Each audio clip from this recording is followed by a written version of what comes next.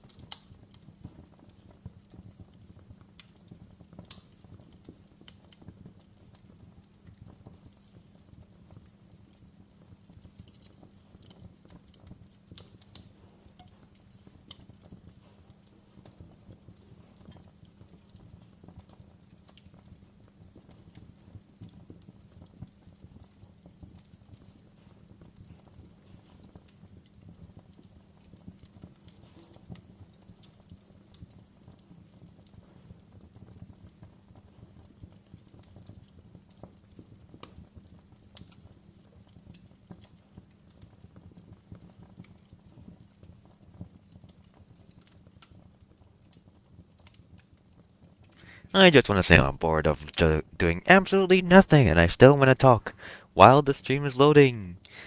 So, last time from like previous stream, I have added the new. I have configured CloudBot.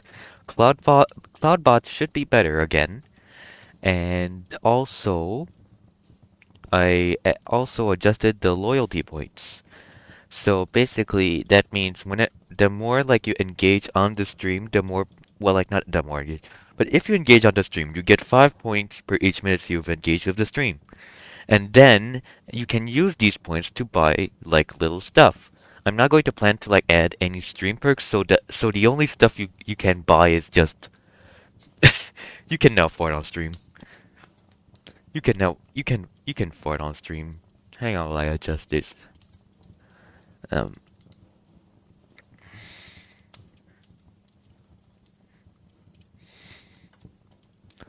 to fart. Redeem fart.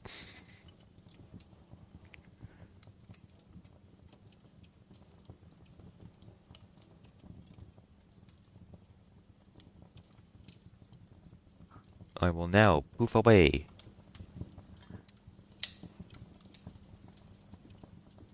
and I shall appear again. Yeah, now you can fart. Otherwise, if you can't fart, you can instead fart. I should actually slap that in.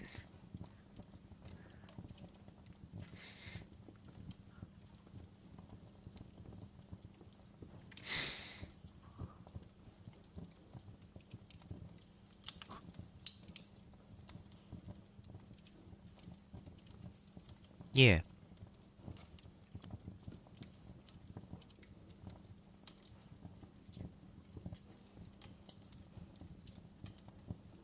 Poof away.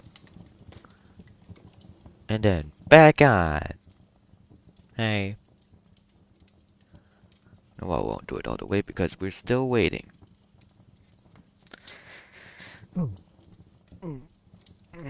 But Dungeons and Dragons was great today. That's one thing for sure. Anyway, so in my little Dungeons and Dragons adventure, I was playing as a loaf of bread. Well, with halfling rules. So basically, the little loaf of bread entered an asylum and it went poof. Where did it go? Where did it go? It's in tunnels. It was in tunnels. It was going to turn night, and then there was a little alchemician that came to visit. My character, the little loaf of bread, hid inside the I forgot what its name in English. But yeah, it's a little place where you like hang your clothes and stuff. And then my character stayed there all night. And then the next morning we had the little amulets that tell us the time.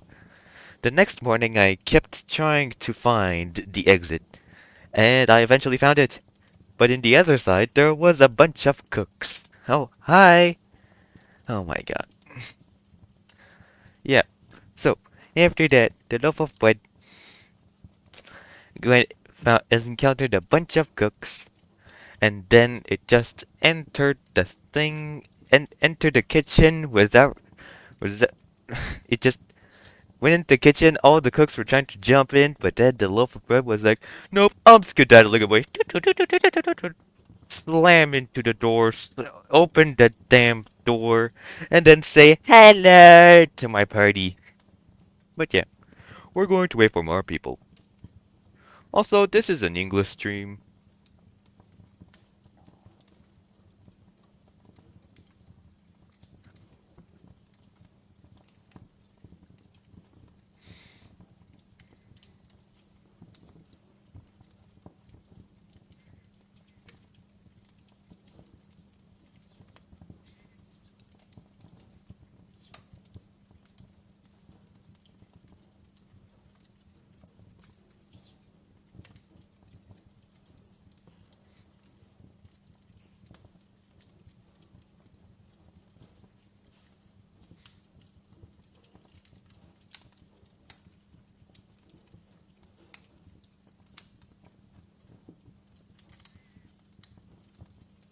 I can still talk while in this pose, but I'll just leave it like this.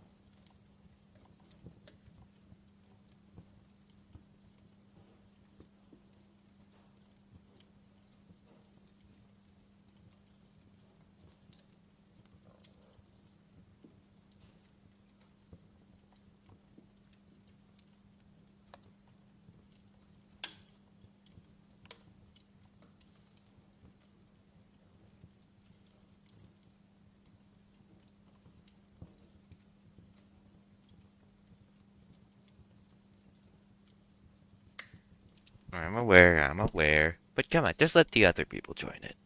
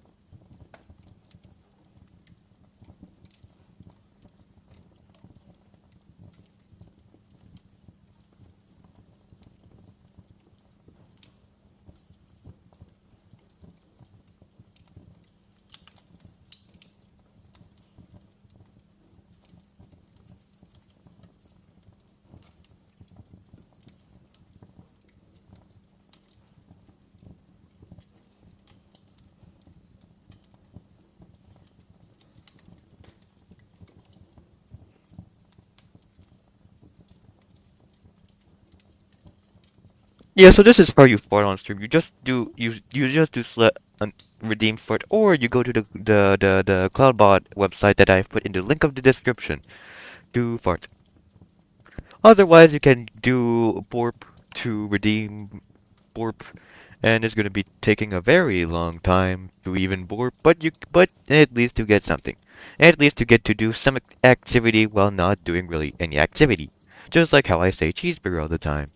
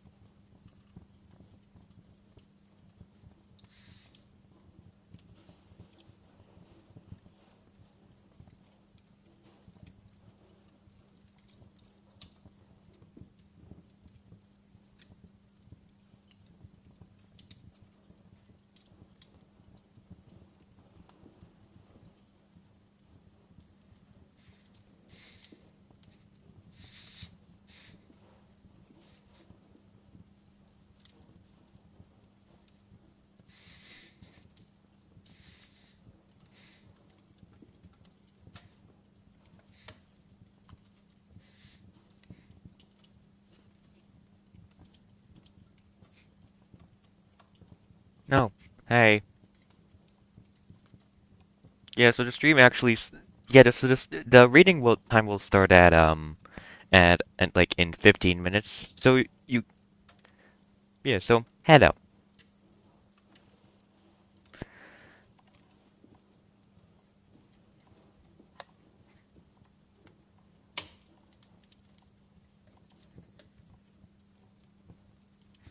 Just waiting for more people to join in.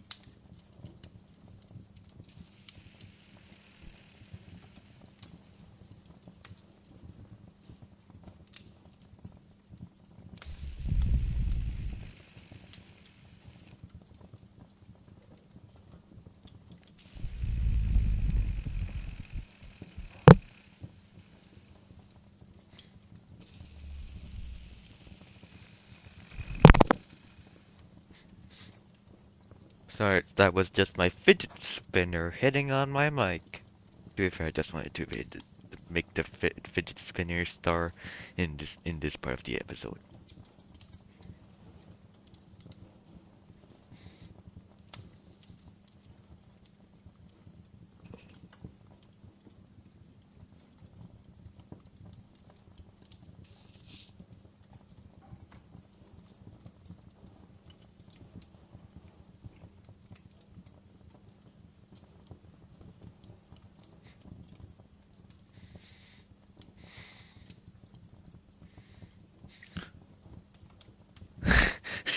If I would fall asleep, it would be funny, but I would miss out the reading session, and it wouldn't be a good stream. But yeah.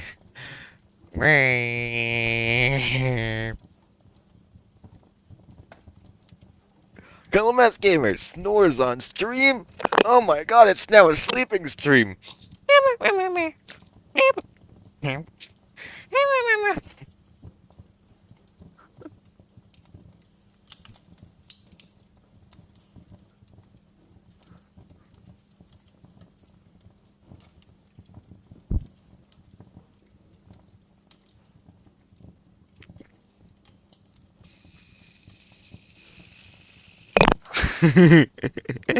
Just kidding. Although there is like 5 minutes left, so well, 10 minutes.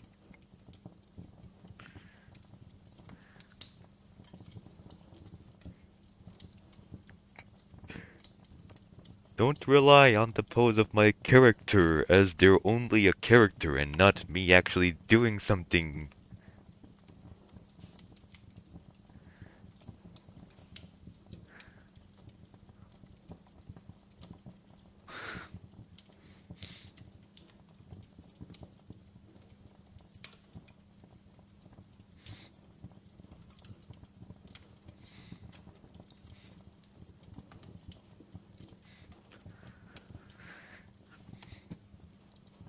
Hmm, Blinky hit the mic.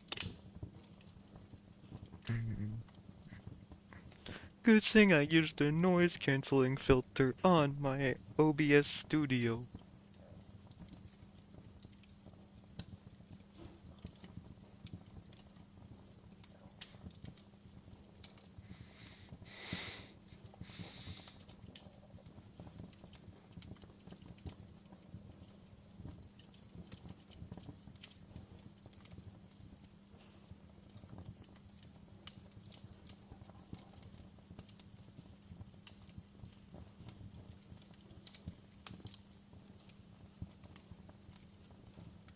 My headphones disconnected. And now I'm back. Hello. Good thing it didn't happen midstream.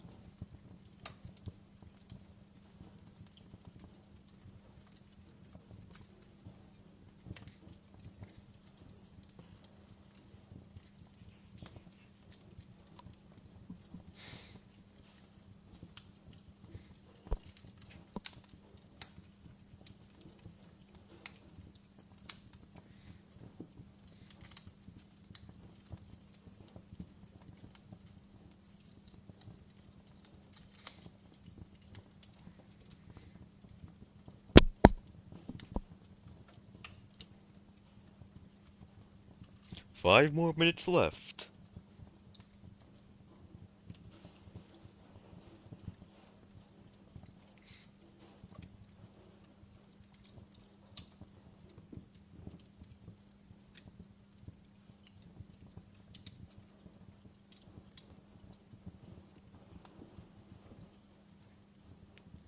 Also, Pinhead, you have enough points to redeem Fart.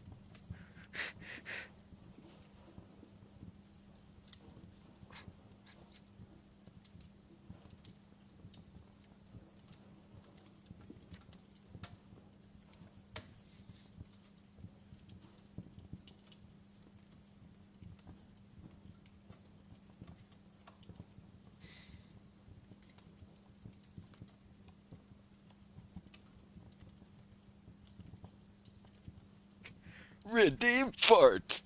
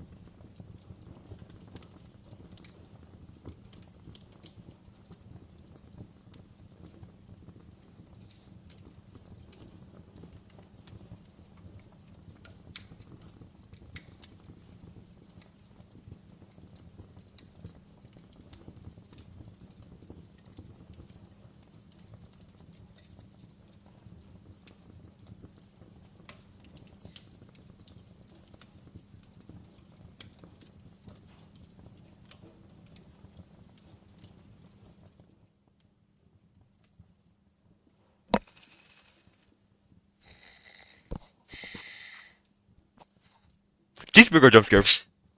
Anyways, hello everybody! Yes, we're going to read chapter 2 and 3 because it only lasts like I don't know how much time. Like it says. So first of all, again, this stream was brought to you by Amazon Kindle. You can make your text ginormous while reading. Anyways, so last time we oh, went. Winston opened the door. And now let us continue. Chapter 2. There is no title to this chapter again. As he put his hand to the doorknob, Winston saw that he had left the diary open on the table. Down with Big Brother was written all over it, in letters almost big enough to be legible across the room. It was an inconceivably stupid thing to have done, but he realized, even in his panic, he had not wanted to smudge the creamy paper by shutting the book while the ink was wet. He drew in his breath and opened the door. Instantly, a warm wave of relief flowed through him. A colorless, crushed-looking woman with wispy hair and a lined face was standing outside. "Oh, comrade," she began in a dreary, whining sort of voice. "I thought I heard you come in. Do you think you could come across and have a look at our kitchen? Think it got blocked up and it was Miss Parsons, the wife of a neighbor on the same floor. Miss was a word somewhat discountenanced by the party. You were supposed to call everyone comrade, but with some women one used it instinctively. She was a woman of about 30, but looking much older.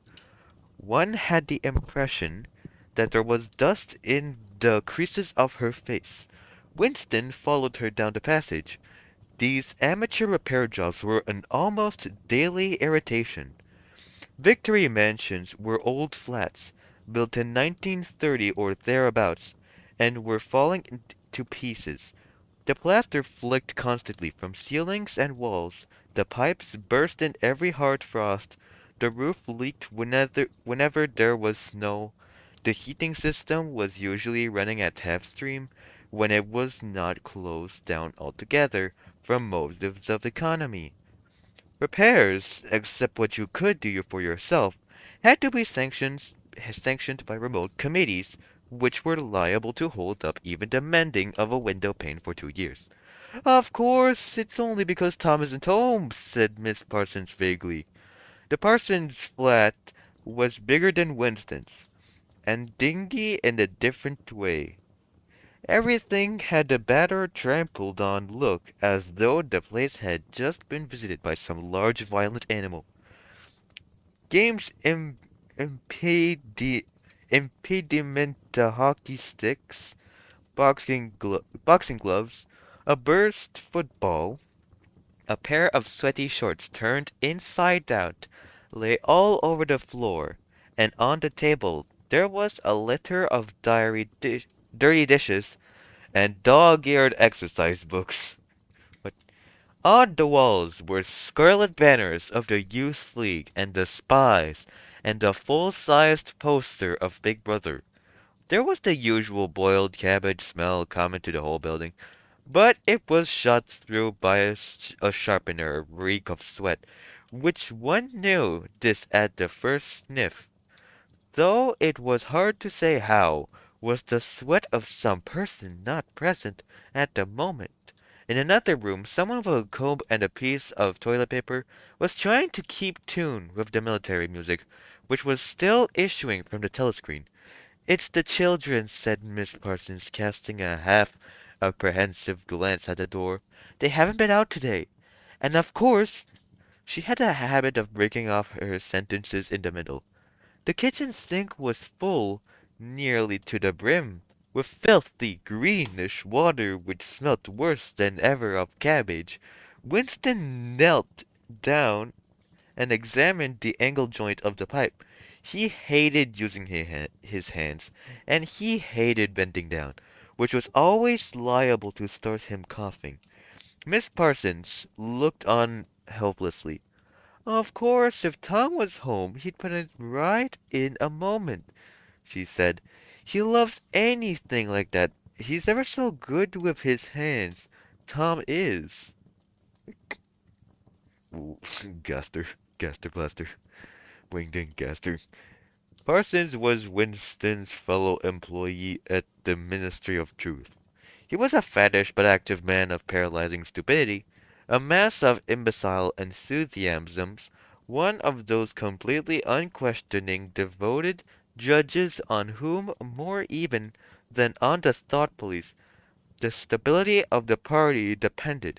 At 35, he had just been unwillingly evicted from the Youth League, and before graduating into the Youth League, he had managed to stay on in disguise for a year beyond the statutory age. At the ministry, he was employed in some subordinate post for which intelligence was not required.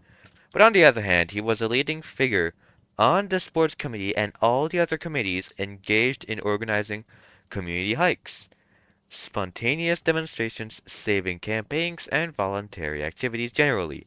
He would inform you with quiet pride, between whiffs of his pipe, that he had put in an appearance at the community center every evening for the past 4 years, an overpowering smell of sweat, a sort of unconscious testimony to the strenuousness. What does that mean? Strenuousness, arduousness, extreme effortfulness. So basically, a lot of effort. The extreme effort of his life followed him about, hang on, wherever he went, and even remained behind him after he had gone. "Have you got a spanner?" said Winston, fiddling with the nut on the angle joint.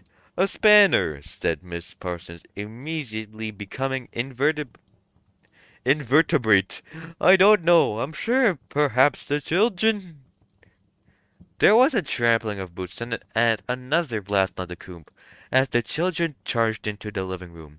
Miss Parsons brought the spanner. Winston let out the water and disgustedly removed the clot of human hair that had blocked up the pipe. He cleaned his fingers as best he could in the cold water from the tap and went back into the other room. "Up with your hands!" yelled a savage voice. A handsome, tough-looking boy of 9 had popped up from behind the table and was menacing him with a toy automatic pistol, while his small sister, about 2 years younger, made the same gesture with a fragment of wood. Most of them were dressed in the blue shorts, gray shirts, and red neckerchiefs, which were the uniform of the spies. Winston raised his hands above his head, but with an uneasy feeling, so vicious was the boy's demeanor that it was not altogether a game. "You're a traitor!" yelled the boy. "You're a thought criminal! You're a Eurasian spy! I'll shoot you! I'll vaporize you! I'll send you to the salt mines!" Suddenly, they were both leaping round him, shouting, "Traitor!" and "Thought criminal!" the little girl imitating her brother in every movement. It was somehow slightly frightening, like the gambolling of tiger cubs which will soon grow up into man-eaters. There was a sort of calculating ferocity in the boy's eye, a quite evident desire to hit or kick Winston, and a consciousness of being very nearly big enough to do so. It was a good job. It was not a real pistol he was holding, Winston thought. Miss Parsons' eye flitted nervously from Winston to the children and back again. In the better light of the living room, he noticed with interest that there actually was dust in the creases of her faces. "They do get so noisy," she said. They're disappointed because they couldn't go to see the hanging. That's what that is. I'm too busy to take them, and Tom won't be back from work in time." "Why can't we go and see the hanging?" roared the boy in his huge voice. "Want to see the hanging! Want to see the hanging!" chanted the little girl, still capering round. Some Eurasian prisoners guilty of war crimes were to be hanged in the park that evening, Winston remembered. This happened about once a month, and was a popular spectacle. Children always clamored to be taken to see it. He took his leave of Miss Parsons and made for the door, but he had not gone 6 steps down the passage when something hit the back of his neck, an agonizingly painful blow.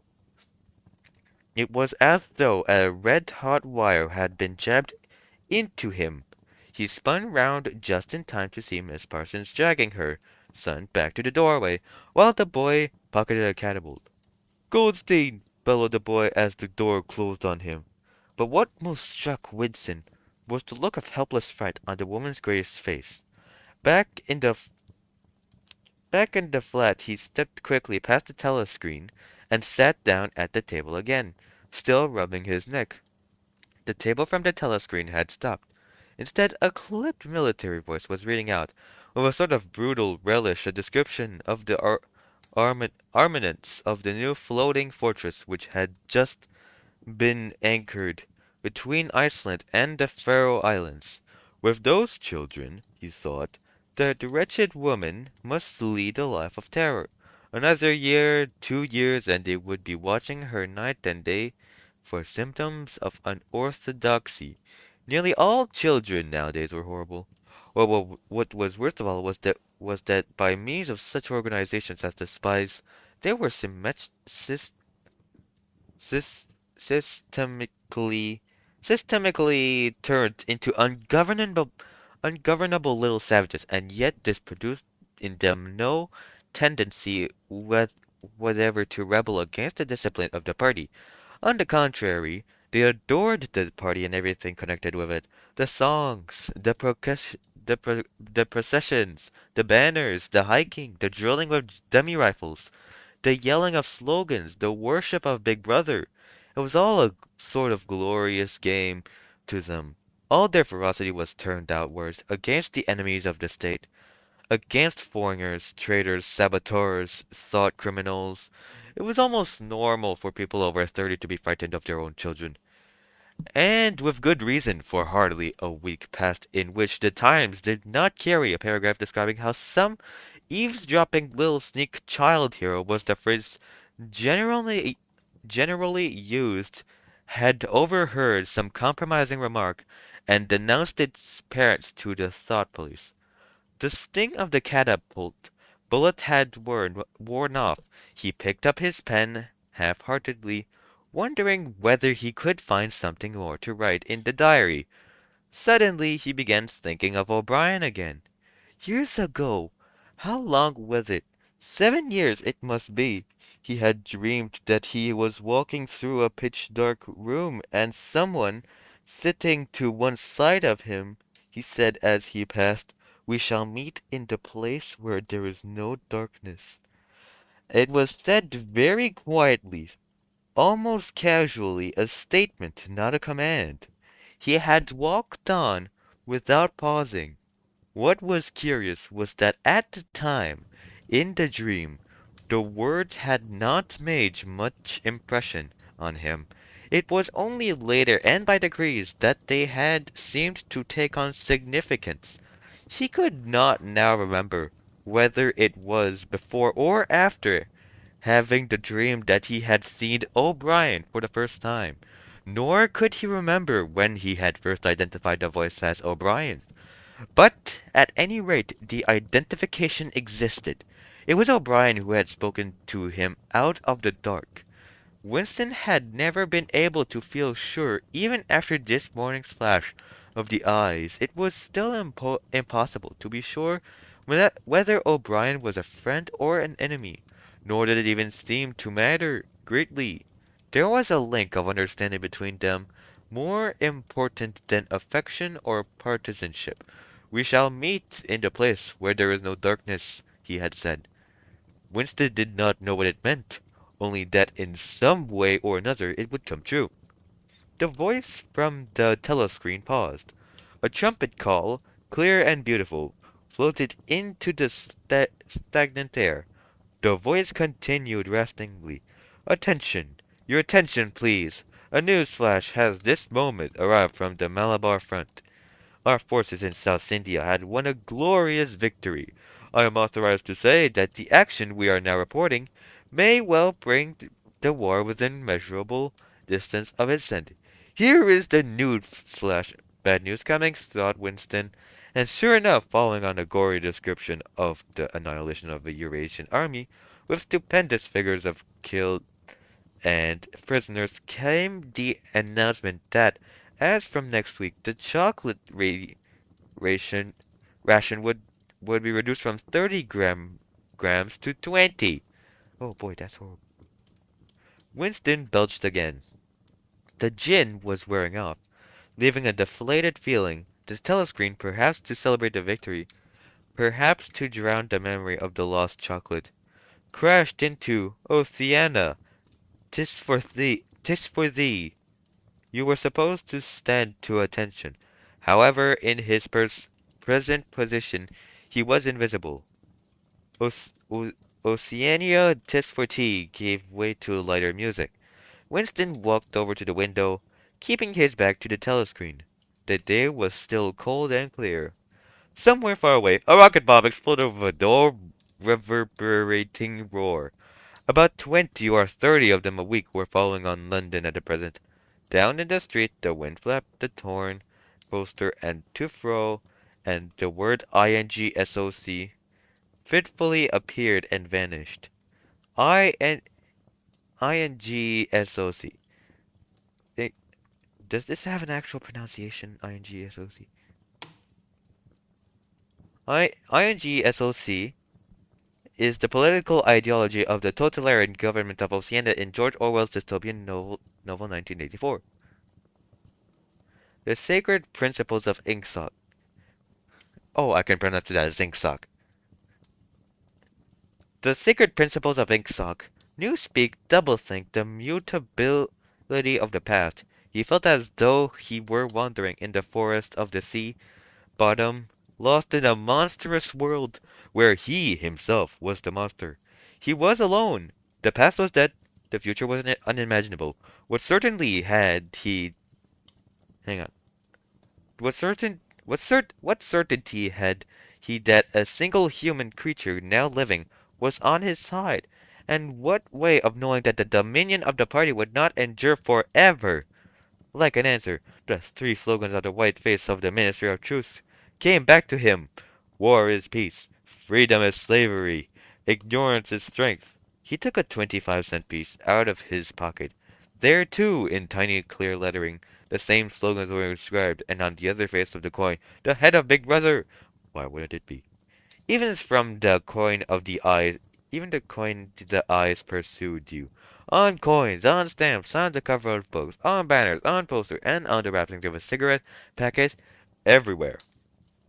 Always the eyes watching you and the voice enveloping you.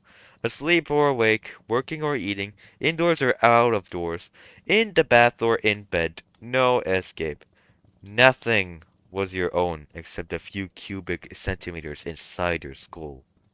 The sun had shifted round, and the myriad windows of the Ministry of Truth, with the light no longer shining on them, looked grim as the loopholes of a fortress.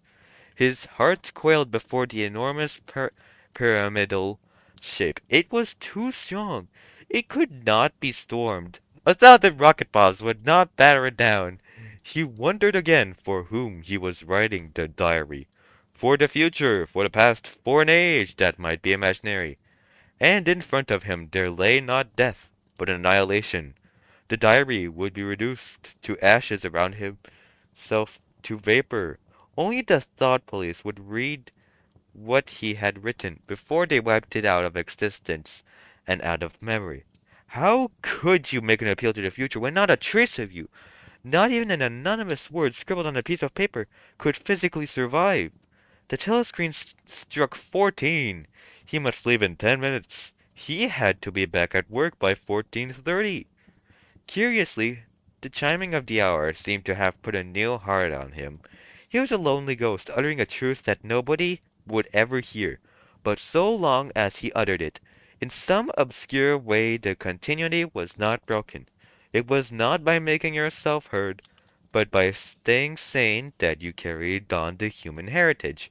He went back to the table, dipped his pen, and wrote, "To the future or to the past, to a time where thought is free, when men are different from one another and do not live alone, to a time where truth exists and what is done cannot be undone, from the age of uniformity, from the age of solitude, from the age of Big Brother, from the age of doublethink. Greetings!" He was already dead. he reflected. It seemed to him that it was only now which he had begun to be able to formulate his thoughts, that he had taken the decisive step. The consequences of every act are included in the act itself. He wrote, Thought crime does not entail death. Thought crime is death. Now he had recognized himself as a dead man. It became important to stay alive as long as possible. 2 fingers of his right hand were ink-stained.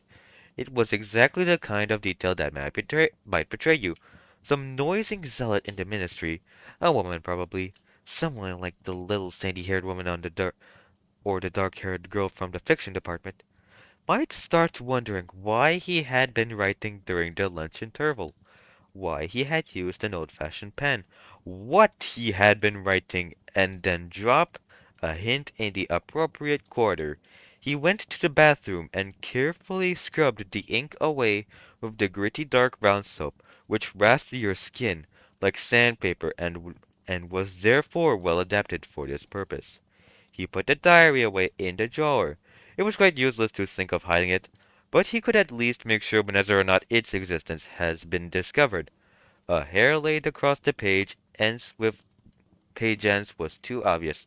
With the tip of his finger, he picked up an identifiable grain of whitish dust and deposited it on the corner of the cover, where it was bound to be shaken off if the book was moved. Also, enjoy your and that concludes hang on. That concludes chapter 2. Now, enjoy your grilled cheese sandwich, Pinhead, and it's break time for like 3 minutes.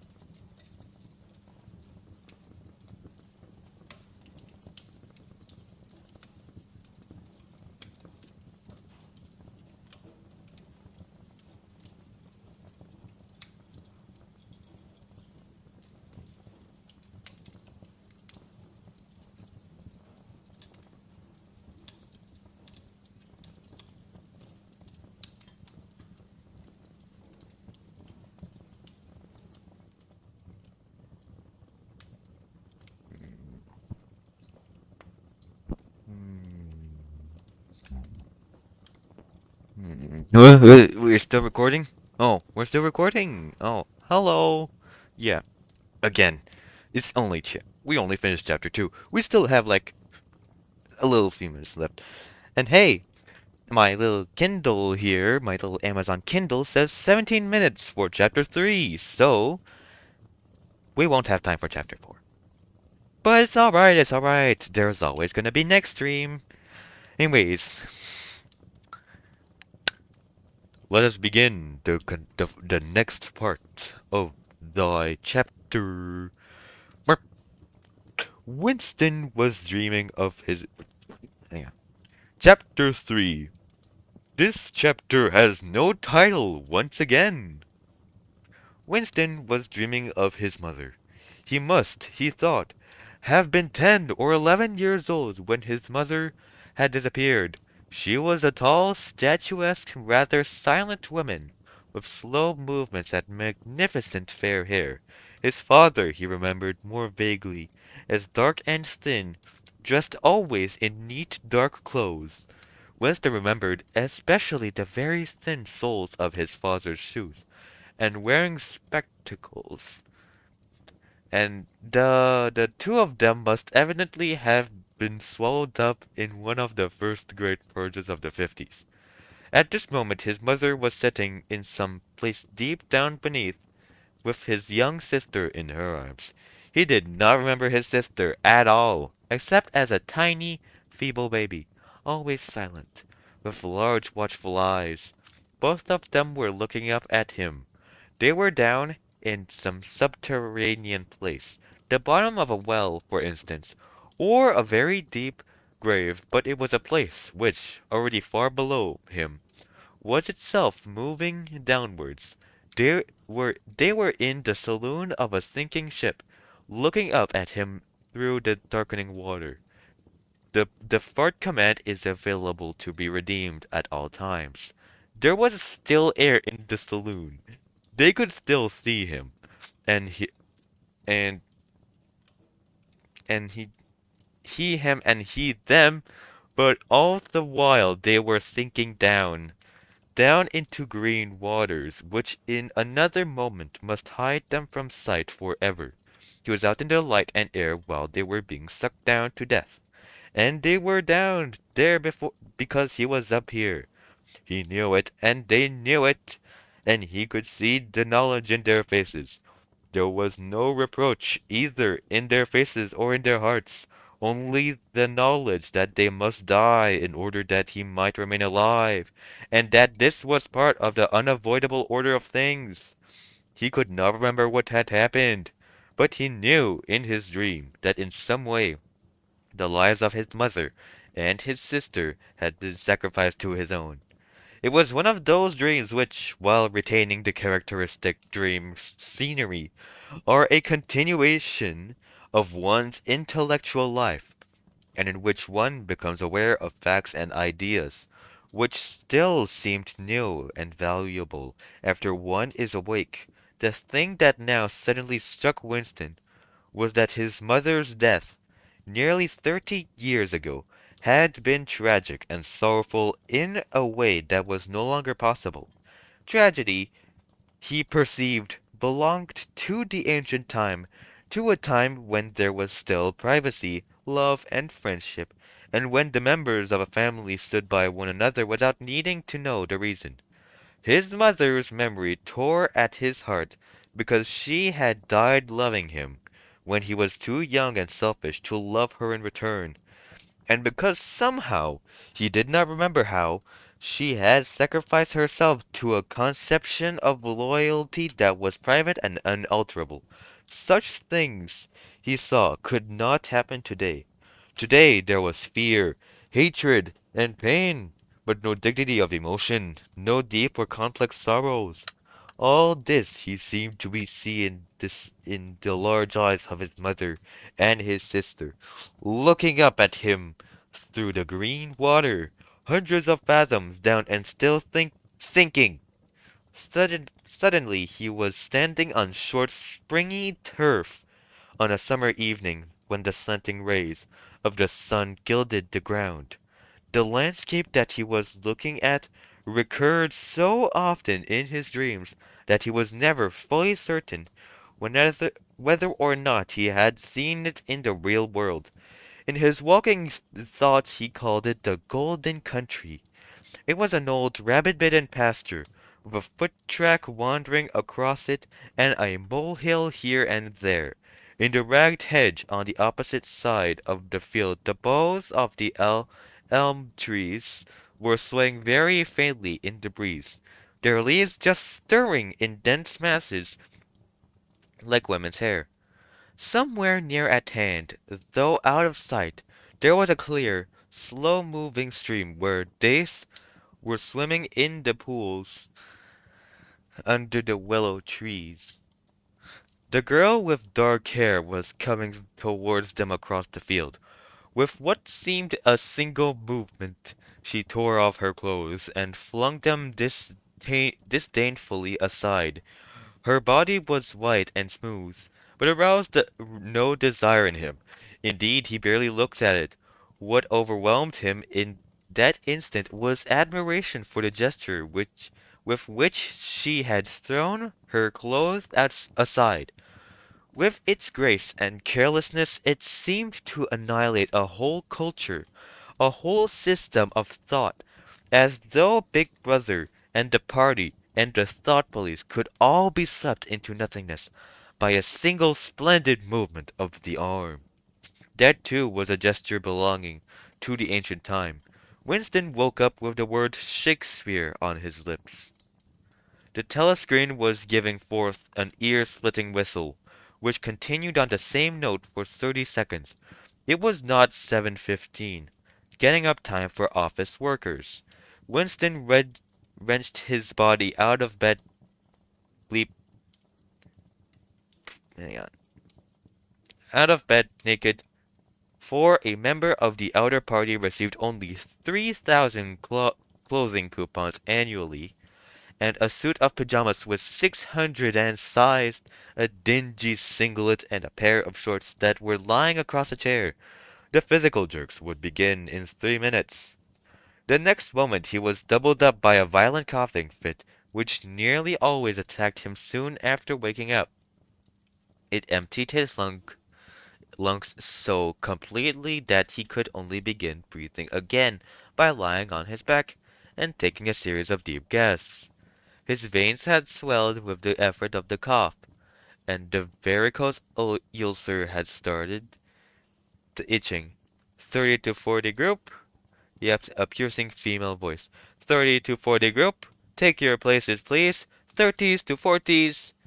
Winston sprang to attention in front of the telescreen, upon which the image of a youngish woman, scrawny but muscular, dressed in tunic and gym shoes, had already appeared.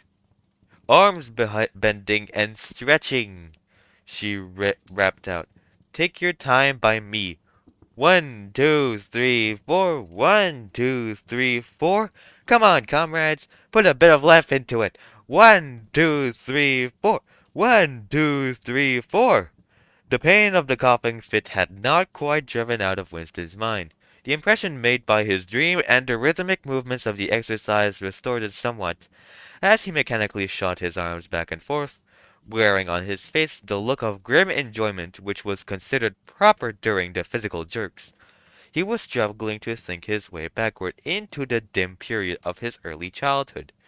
It was extraordinarily difficult. Beyond the late 50s everything faded. When there was no external records that you could refer to, even the outline of your own life lost its sharpness. You remembered huge events which had quite probably not happened. You remembered the detail of yeah, yeah, you remember the detail of incidents without being able to recapture their atmosphere, and there were long blank periods to which you could assign nothing. Everything had been different then. Even the names of countries and their shapes on the map had been different.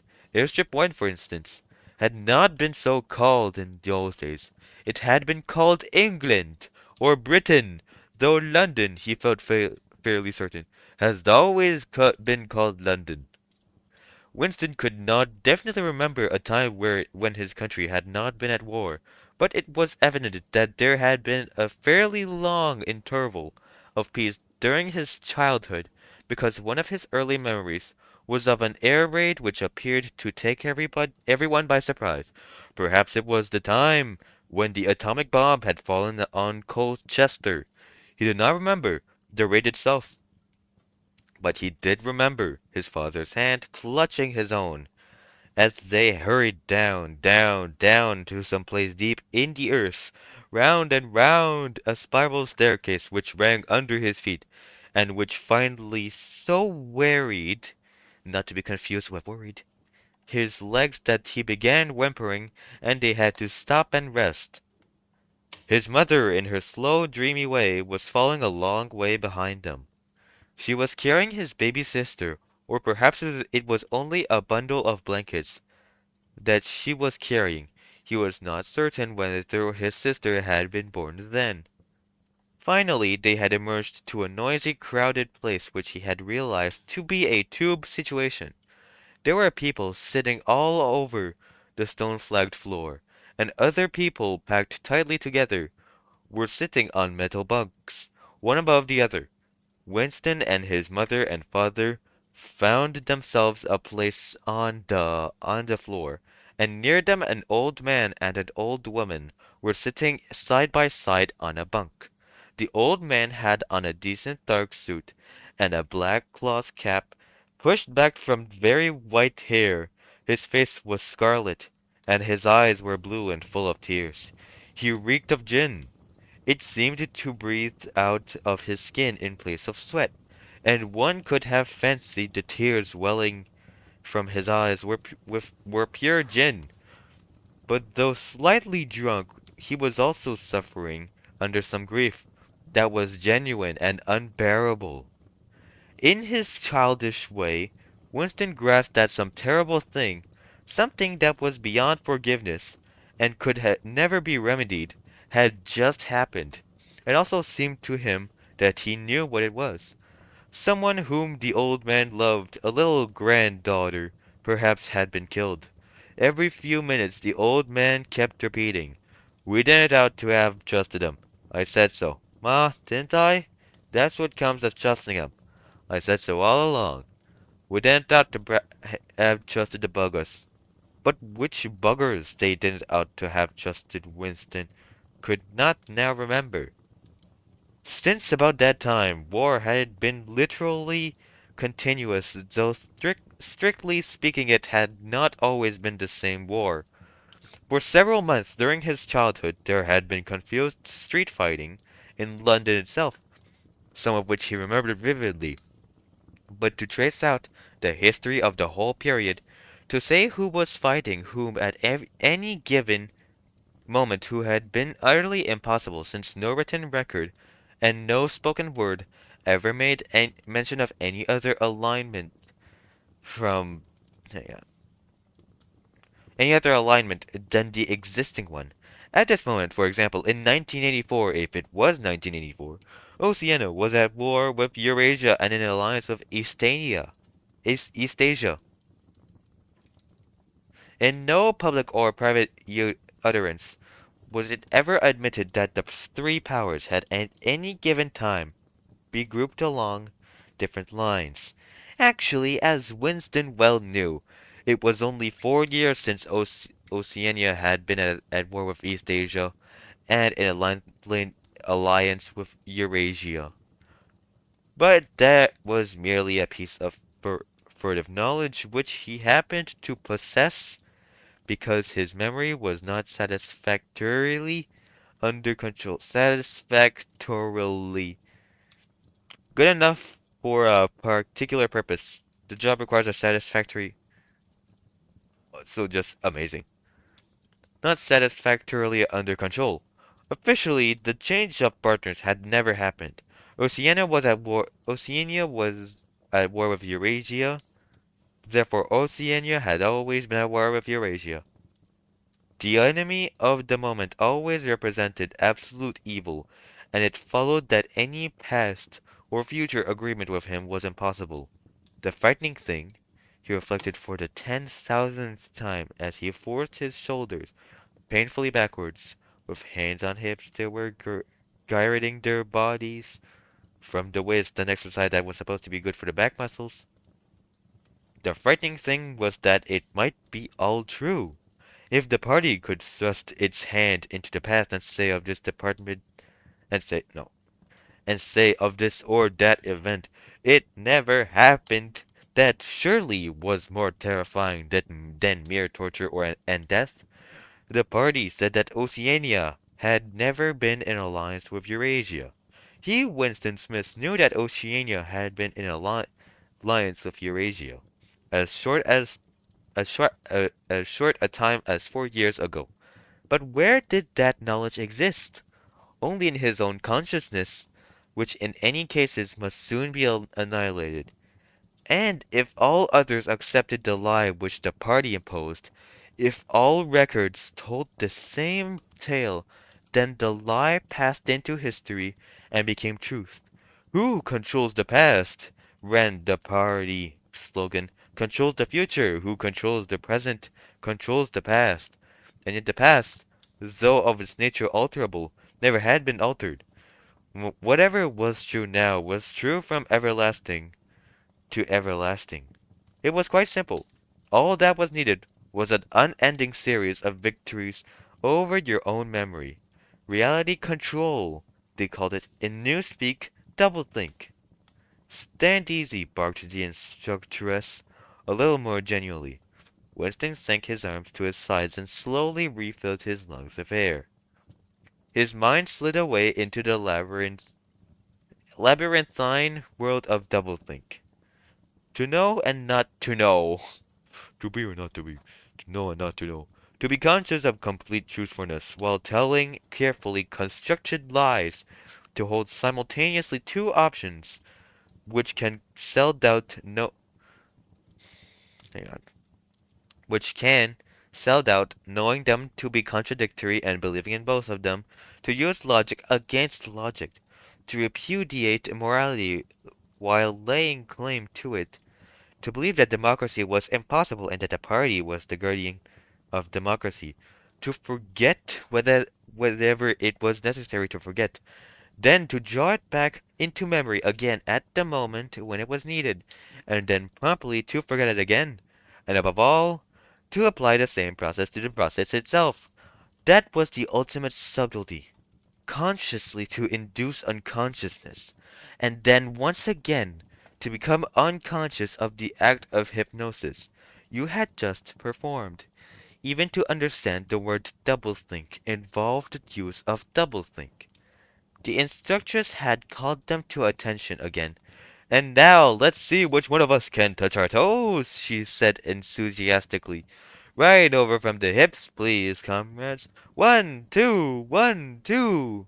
Winston loathed this exercise, which sent shooting pains all the way from his heels to his buttocks, and often ended by bringing on another coughing fit. The half-pleasant quality went out of his meditations. The past, he reflected, had not merely been altered, it had been actually destroyed. For how could you establish even the most obvious fact when there existed no record outside your own memory? He tried to remember in what year he had first heard mention of Big Brother. He thought it must have been at some time in the 60s, but it was impossible to be certain. In the party histories, of course, Big Brother figured as the leader and guardian of the revolution its very earliest days. His exploits had been gradually pushed backwards in time until already they extended into the fabulous world of the 40s and the 30s, when the capitalists in their strange cylindrical had still rode through the streets of London in great gleaming motor cars, or horse carriages with glass sides. There was no knowing how much of this legend was true, and how much invented. Winston could not even remember at what date the party itself had come into existence. He did not believe he had ever heard the word ingsoc before 1960, but it was possible in its old speak form. English socialism. That is to say, it had been current earlier. Everything melted into mist. Sometimes, indeed, you could put your finger on a definite line. It was not true, for example, as was claimed in the party history books, that the party had invented aeroplanes. He remembered the aeroplanes since his earliest childhood, but you could prove nothing. There was never any evidence. Just once in his whole life, he had held in hands unmistakable documentary proof of the falsification of an historical fact. And on that occasion, Smith! Screamed the shrillest voice from the telescreen. 6079 Smith W. Yes, you! Bend lower, please. You can do better than that. You're not trying. Lower, please. That's better, comrade. Now stand at ease, the whole squad, and watch me. A sudden hot sweat had broken out all over Winston's body. His face remained completely inscrutable, never showed dismay, never showed sentiment. A single flicker of the eyes could give you away. He stood watching while the instructress raised her arms above her head and, one could not say gracefully, but with remarkable neatness and efficiency, bent over and tucked the first joint of her fingers under her toes. There, comrades! That's how I want to see you doing it! Watch me again! I'm 39 and I've had 4 children. Hang on. You can all do it if you hang on. Dang. Dang. If you Okay. You can all do it if you want to. She added as she straightened herself up. Anyone under 45 is perfectly capable of touching his toes. We don't all have the privilege of fighting in the front line, but at least we can all keep fit. Remember our boys on the Malabar front, and the sailors in the floating fortress. Just think what they had to put up with. Now try again. That's better, comrade. That's much better. She added encouragingly as Winston, with a violent lunge, succeeded in touching his toes, unbent for the first time in several years. And that concludes Chapter 3, and probably the stream for tonight. I really hope you enjoyed, and I don't think that I heard someone run Bart. But don't worry, it's always available next stream. And there's probably nothing in Borp as well, because I don't know what's going on, but y'all can do whatever you want. As the episode 9 of my Minecraft series that I did like a year or two ago said, if you don't like if you don't like something the other is doing, just let them be. Let them eat cake. And I think that'll be over for this stream. Yeah, hang on while I put the text. See you next time. And yes, chapter 4 is going to come up, and probably we might read chapter 5 next time.